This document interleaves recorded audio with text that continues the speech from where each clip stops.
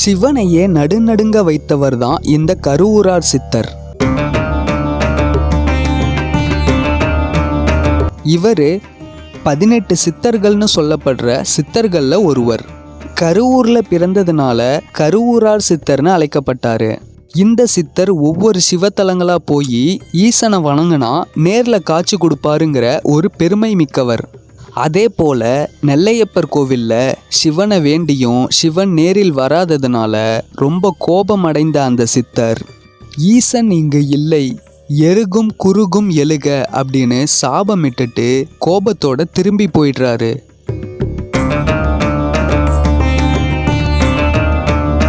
இந்த விஷயம் அறிந்த நெல்லையப்பர் உடனே ஒரு சிவத்தொண்டர் போல அந்த சித்தரை தடுத்து அழைத்தாரு.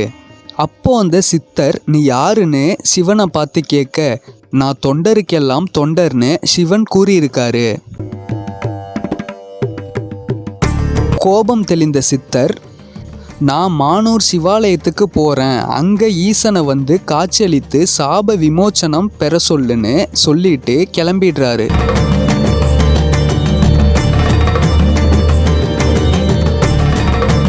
மானூர்ல சிவன் காட்சியளித்து சிவனோட சாபம் நிவர்த்தியாச்சுன்னு சொல்லப்படுது. சித்தர்களோட கோபம் சிவமானாலும் பலிக்கும்.